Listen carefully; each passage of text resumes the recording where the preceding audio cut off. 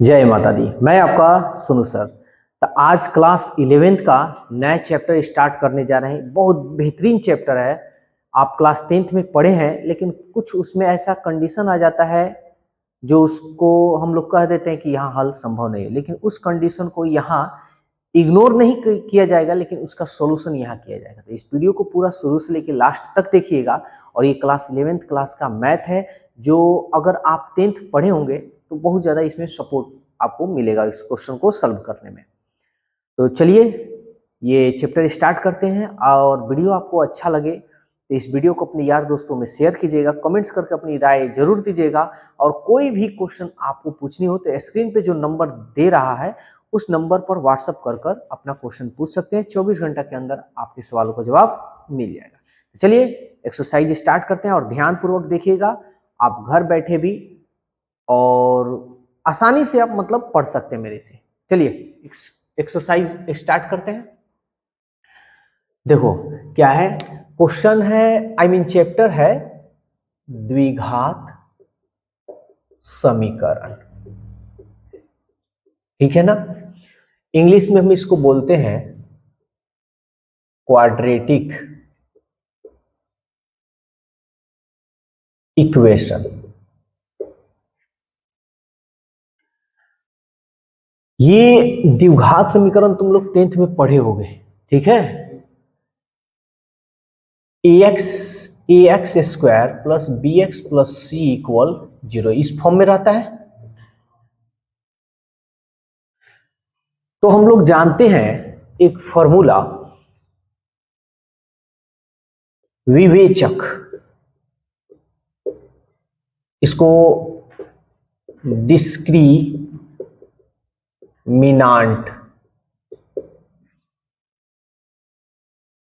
विविक्तर भी इसको कहा जाता है। विविक्त कर, इसको विविक्तर भी कहा जाता है, विवेचक भी कहा जाता है। और इसको डिनोट किस तरह किया जाता है? डी से।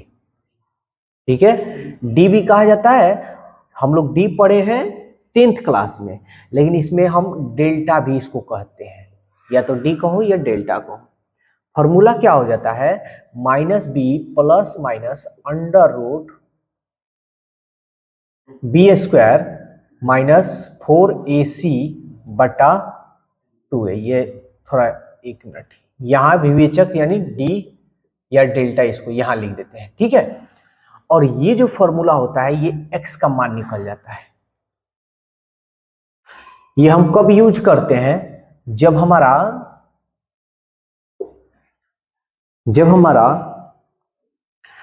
मध्य पद नहीं टूटता है तब इसका यूज करते हैं।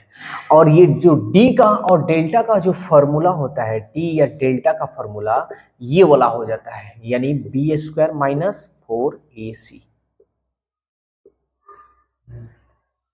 ठीक है ना। इस डी बराबर बी या डेल्टा बराबर बी स्क्वायर माइनस 4ac। जब मध्य पद नहीं टूटता है तो इसका हम यूज करते हैं। अब क्या होता है कि बी ए सी ये किसको कहा जाता है? तो जो एक्स स्क्वायर के बगल में होगा उसको हम ए कहेंगे, जो एक्स के बगल में होगा उसको हम बी कहेंगे, और जो अचर पद होगा उसको हम सी कहेंगे। यहां तक तो क्लियर? इसमें तो कोई दिक्कत नहीं। तो एक तो हम इसका फॉर्मूला का यूज कर लेंगे। ठीक है ना। एक छोटा सा फॉर्मूला एक और है, ए स्क्वायर माइनस बी स्क्वायर का भी हम यूज करेंगे। ए प्लस बी ए माइनस बी। ठीक है। ये एक फॉर्मूला, इसमें ज्यादा फॉर्मूला का यूज नहीं करना है, छोटा मोटा फॉर्मूला है। ये हो गया। और एक और चीज जान लो, हम लोग जानते हैं जब d बराबर हो जाता है 0 के,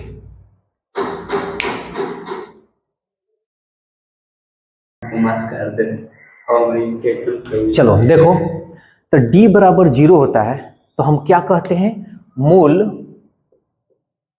समान और वास्तविक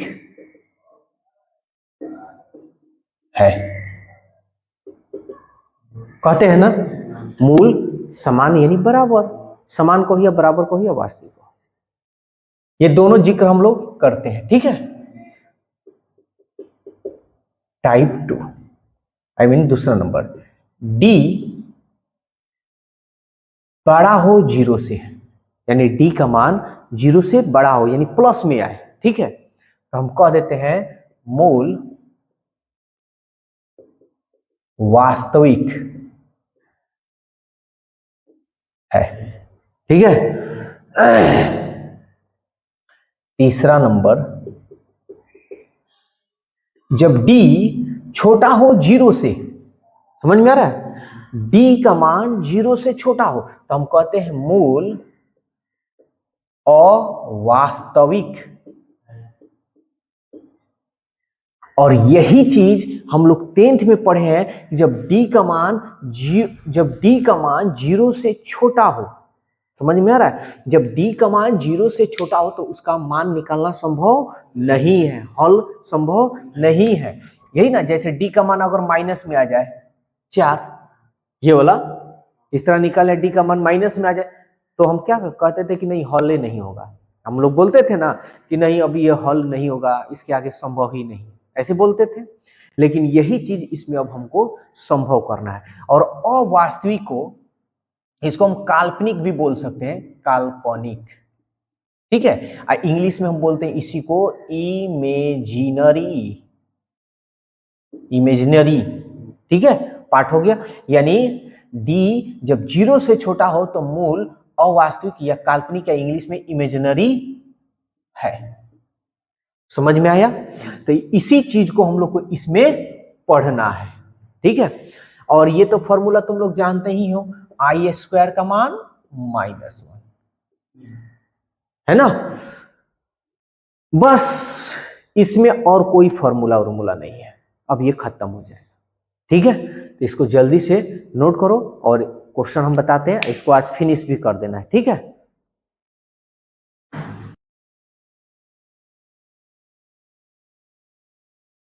चलो अभी इस क्वेश्चन को अब हम लोग सॉल्व करना है। सवाल देखो क्या कह रहा है, निम्नलिखित समीकरणों का हल गुणनखंड विधि से ज्ञात करना है। देखो यहाँ विधि कह दे रहा है, तो जब विधि कहेगा ना तो तुम इस फॉर्मूला का यूज नहीं कर सकते। x बराबर minus plus minus under root b² minus 4ac लिखवाए है ना, इसका यूज नहीं कर सकते जब गुणनखंड विधि कहेगा।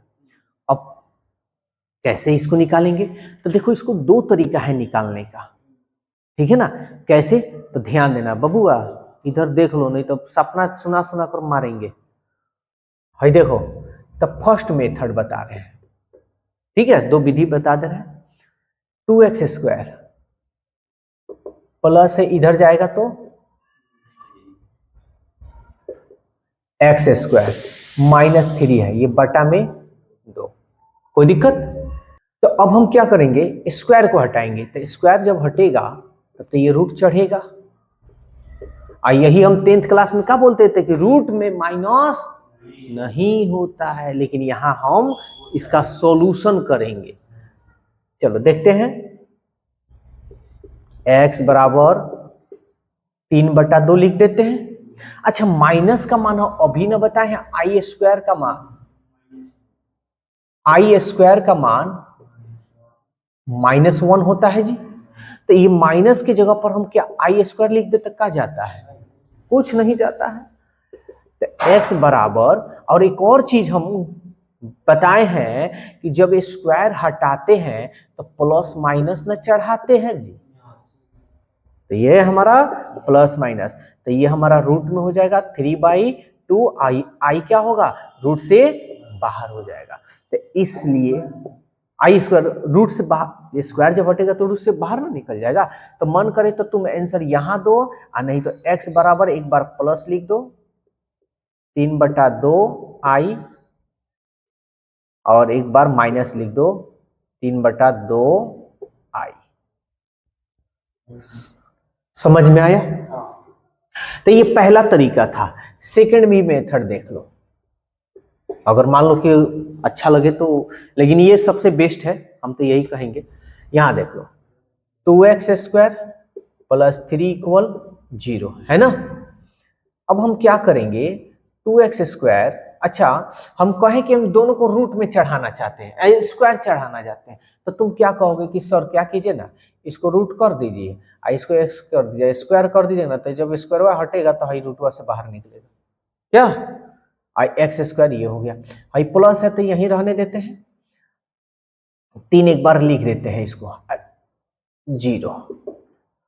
हम इसको ऐसे लिख सकते हैं 2x का ये होल स्क्वायर प्लस यहाँ माइनस लिख दो है, और ये 3 और इसके बगल में i² कर दो, कोई दिक्कत, i² का तो मान -1, माइनस माइनस फिर हो जाएगा, हाँ अपने से i² इसलिए लिखें कि ये प्लस हो जाएगा। ये तरीका हम कहेंगे कि नहीं है बनाना, ये तरीका सिंपल है, ढेर माथा पेची कौन करेगा इतना।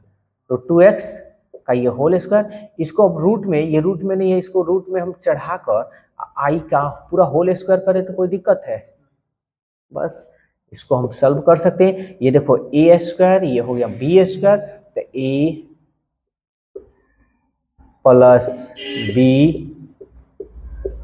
हाई हो गया a माइनस b इक्वल 0। इसको सॉल्व कर सकते हो, √2x प्लस √3i इक्वल 0। अब इसको सॉल्व कर लो, √2x प्लस इसको इधर भेजेंगे तो माइनस होगा ना, x का मान यह निकाल लो, इसलिए x बराबर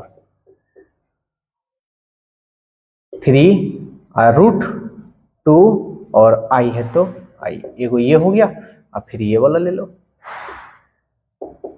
√2x minus √3i equal 0, √2x ये इधर जाएगा तो प्लस, इसलिए x का मान √3i इसको √2i, तो यही दोनों रूट जो रूट है ना, इसको हम एक में कर लिख देते हैं ऐसे, समझ में आया।